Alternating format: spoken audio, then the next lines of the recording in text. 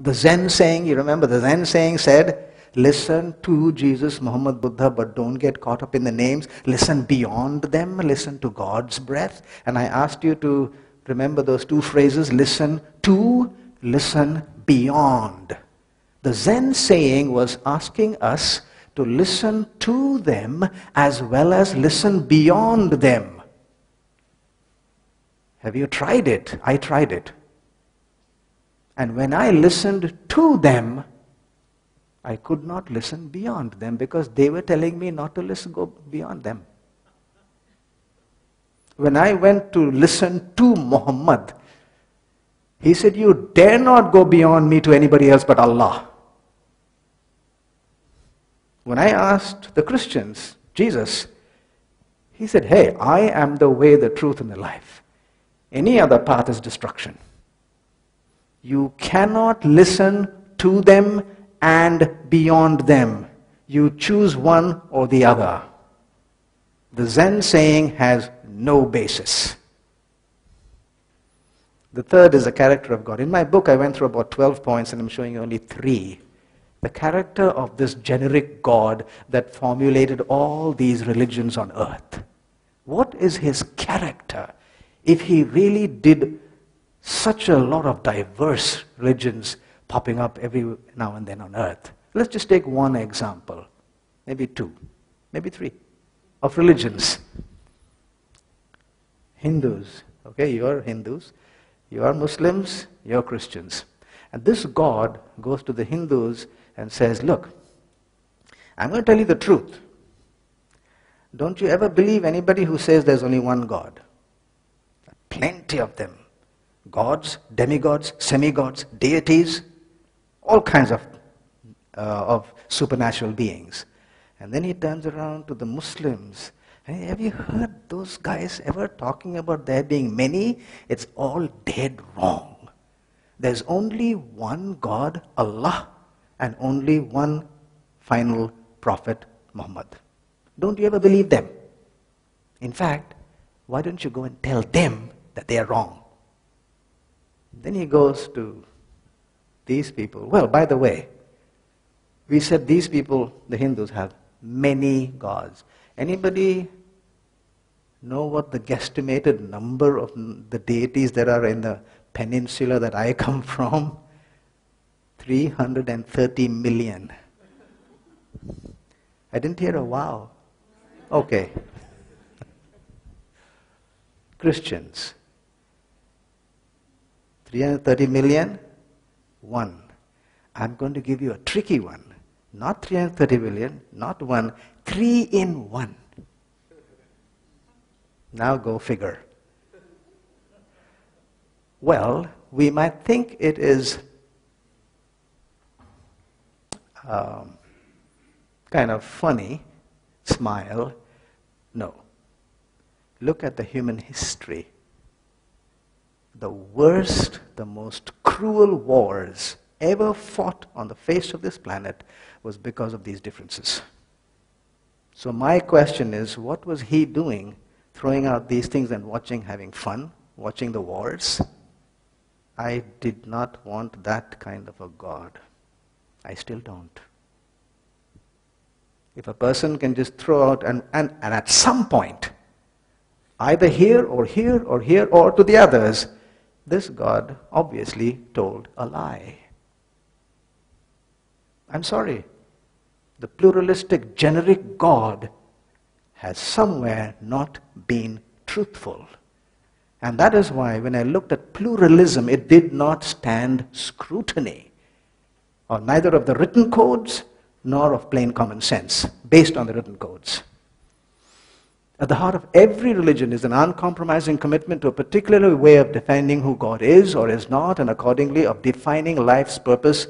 Every religion at its core is exclusive. What is truly arrogant is the postmodernist pluralism which in vain pursuit of a superficial tolerance negotiates away the ultimate commitment by which any religion lives. And the ultimate commitment is, I am the only way. Agreement cannot be made without substantial compromise of core beliefs. I tried that, and some people, many times, Tell me, why can't we just pick out some from each of them and form one generic religion? You know, something that is kind of common to all? You could. But if you do that, the first thing you will have to go and tell the founder, like Muhammad, I'm sorry Muhammad, you're wrong. You're not the only way. And you have to have some backing to say that. I did not have any backing to say that. I could not go to Muhammad or Buddha or Jesus and tell them, hey buddy, look, I'm smarter than you, you're wrong, I'm right. I could not do that. I had no position, I had no supernatural knowledge, I had no authority. I was stuck, accepting only what they said. And the other thing is, if you really do it, you will decimate each religion beyond recognition in trying to do that. Try it and see. You will have to knock it down completely, throw up its bases, and then try to bring them together. And by that time you will have another religion which somebody else will tell you, tell me whether that is the way, and you'll have to put it in the same category as all the others and still evaluate all of them. You have gone nowhere in trying to form a generic religion. Every religion claims itself to be the only way. So, are we out of the woods? No. Because there's more than one who is saying, I am the only way. So if we have 3 or 4 claimants to be the champion, what are the options? Number 1, all are correct, which is absolutely absurd. Unreasonable, we can't go that way. You cannot have 2 or 3 and 5 prime ministers. That's not possible. So you can't have more than one final champion. All are wrong. That's a possibility. That is not absurd. That is not illogical. But there were 2 things that stopped me from saying that. Number 1, to call anything wrong, I must know what is right. It doesn't work the other way around. You must first know what is right, and then you can call something else wrong. I didn't have anything in my hands to say that this is right. So I had no basis of calling any of them wrong. And I would have to call all of them wrong with this option. Number 2 is, if I really did that, one common claim that all these religions were making was that there was something known as the supernatural. All of them were saying that. And if I really have to wipe them off, I'll have to wipe off the concept of the supernatural along with them, and that was what we had first established yesterday. It was there. I could not run away from it. Because of these 2 reasons, I could not accept that they were all wrong. I had no authority to say that they were wrong. So that left me with only one option. I struggled with this for 6 months, and I'm going to throw it out to you as a suggestion. Look at that, and if you find any other option apart from these 3, by all means come up to me and tell me. I'm still searching on that point. But until somebody shows me, there is only one option left, and that is that there is only one that is legitimately saying that I am the only way. There is only one that is legitimate in that claim, that is making a truthful claim. This is sheer reasoning and logic. Think about it, and if you think there's another way, please, I would still accept if there's an opinion that you have. Until such time, that's it.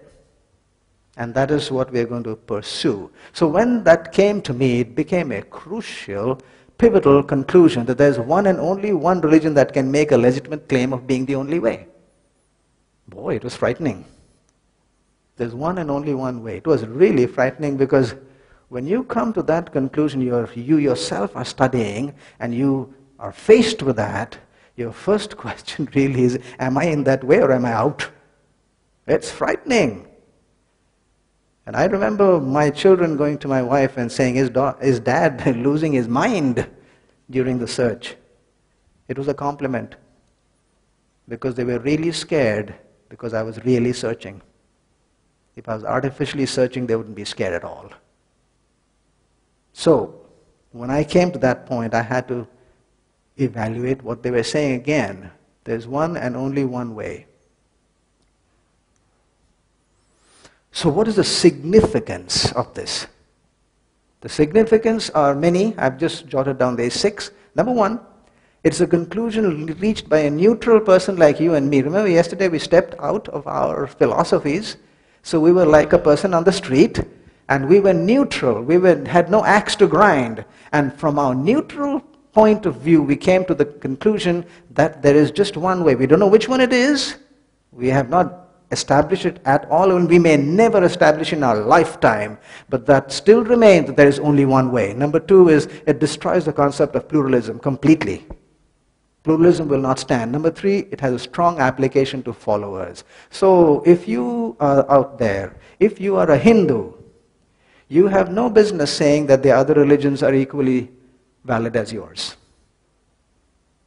because you will have to deny your own writing. If you're a Muslim, you have no business saying pluralism is correct, because you would have to deny Muhammad and Allah before you say that. If you're a Christian, same thing. You cannot say that you can bring them together in the pluralistic form before first denying and showing that Jesus and his claims are wrong. Number 4, it's a fundamental claim. What's the meaning of fundamental? Foundational. What happens if the foundation is thrown off? The superstructure falls. It's like this. If you are a witness in a murder trial, and you make a very detailed statement about that murder, you were there, as it were. You saw the murder weapon, you saw the clothes, you saw the facial expressions, you saw the blood spattered out, you saw everything, the cries for help, and you make a fantastic detailed explanation and description of that scene. And then the defense counsel gets up and asks you, where were you the night it happened? And he shows you a video clip that you were at that point in time in Amsterdam with duty-free shopping while the murder took place here at Byron Bay. What happens to all that detailed description? Gone. Not a single sentence will stand, because being present is fundamental to being a witness. Similarly, if you say you are the only way, it is such a fundamental claim that if you are not the only way, you are no way at all. And I'm saying it not because we want to put down the others. I mustn't say no way at all. I must say you will be the way only if you agree in your tenets along with the champion. If you agree at any point with the champion, you're okay. If you disagree with the champion, then those points are out, because you are not the reference point. It is a fundamental claim to say, I am the only way. Number 5, it's the most powerful motivating claim. And here's the illustration. Suppose you had gone to work in a high-rise building, 40th floor. That's where your office is. And then you just look out the window in the morning, and the 30th floor is on fire. And the fire, of course, comes up. And so it's coming up. You think of the stairs. You think of the elevator. No way out. It's coming out to 35th, 36th floor now. And you realize, well, hopeless case. You want to jump out, but 40th floor. If you jump out, it's sure death.